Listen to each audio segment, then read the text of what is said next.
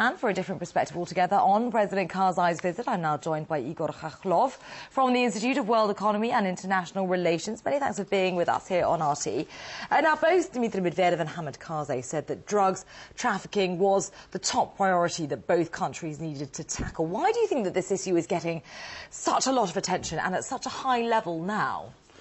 Okay, first of all, drug trafficking from Afghanistan has been a major problem for Russia since the counter-terrorist operation began back 9 years ago. Russia doesn't share a common border with Afghanistan, and nevertheless, the large amounts of drug come from Afghanistan into Russia and have a very negative effect into the criminal situation in Russia, into the medical situation, and of course increases drug abuse within Russian Federation. That's why this issue has attracted so much attention from top Russian officials. So you've mentioned there that Russia is effectively the biggest victim of the Afghan drug trade, but do you think that this is the right tactic to tackle the problem at source from Afghanistan, if you like, rather than tackling it at home, domestically here in Russia? Absolutely. This is the only right tactic to deal with drug trafficking. First of all, we have to understand how this business works. A pound of heroin costs about $300 in Afghanistan, and being transported into Moscow and retailed here, it already gives about $500,000 profit, and the same pound of heroin, which was $300 in Afghanistan, is about 2 million euros when sold in Europe. So the idea is that the more effective police in Russia is, the higher is the price of heroin here in Moscow streets, in European streets, and this makes the business even more profitable for drug traffickers. I've been studying the issue for about a decade and a half, and I have to say that Russian police force is maybe the most effective one in the world in fighting drug abuse. The problem is, the more effective Russian police becomes, the higher is the price of heroin here in Russia, because it's more difficult to buy it.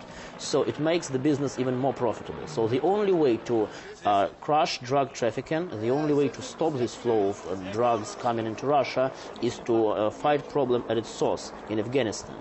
And aside from that very pressing issue of drugs and the drug trade, several other problems still inflict Afghanistan, doesn't it? The country is still a bit of a mess in terms of infrastructure, NATO forces still there, etc. Do you think any concrete results will come out of this visit by Hamid Karzai to Moscow to help improve the situation within the country?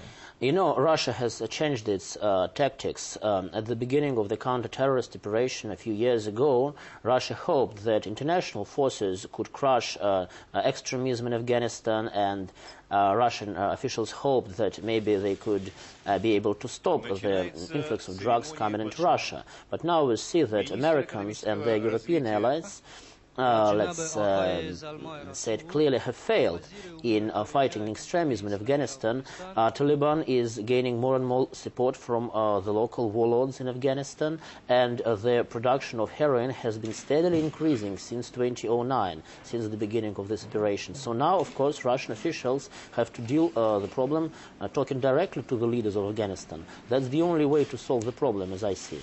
All right, Igor Khokhlov from the Institute of World Economy and International Relations. Many thanks for talking us through that visit by Hamid Karzai to Moscow. Many thanks.